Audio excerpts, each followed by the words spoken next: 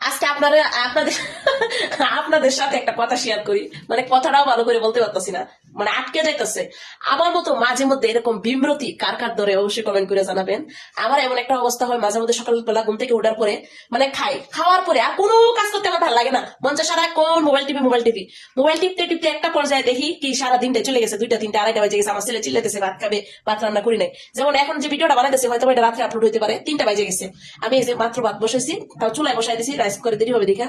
আর ঘরের যে কি অবস্থা এটা আপনাদের লাগে শেয়ার করতেছি। এই যে দেখেন, এনে আলিফার আব্বু ঘুমায়, আলিফার আব্বুর বিছানার অবস্থাটা দেখেন কি অবস্থায় আছে, পুরো এলোমেলো। তারপরে সুপার রুমটা দেখেন, চলেন সুপার রুমটা দেখেন।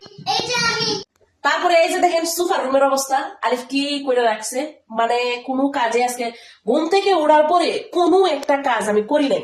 তারপরে আমার বেডরুমের অবস্থাটা আপনাদের সাথে শেয়ার করি। বেডরুমে আমি কি কি করছি, বেডরুমটা দেখলে আপনারা বলবেন যে আমার মতো গিদন মনে হয় দুনিয়াতে আর কেউ নাই। আসলে আমি কিন্তু এতটা গিদন নয়, এবং যথেষ্ট পরিমাণ পরিষ্কার। কিন্তু মূলত কথা হয়েছে, আমার যেদিন ভালো লাগে না, যেদিন আমার বিমৃতি ধরে, সেদিন আমার ঘরের অবস্থা মানে একদম দুনিয়াতে জাহান্নাম হয়ে যায়, এমন একটা অবস্থা। মানে আলিফার আব্বু যদি বাসা থাকতো তাহলে মনে আমার বাসা থেকে বের করে দিত। এই যে আমার বেডরুমের অবস্থা এভাবে দেখা। আচ্ছা বেডরুমটা এভাবে দেখা দিচ্ছে, দাঁড়ান। এই দেখেন, এই দেখেন বেডরুমের অবস্থা, মানে কাপড় বাইরে থেকে আনছি রোদে শুকায় এটি এনে পরে রয়েছে। তারপরে এই যে মশারি, এই যে বিছানা, এখন কিন্তু 3টা বাজে গেছে। মানে কোনো কাজ এখন পর্যন্ত আমি করি নাই।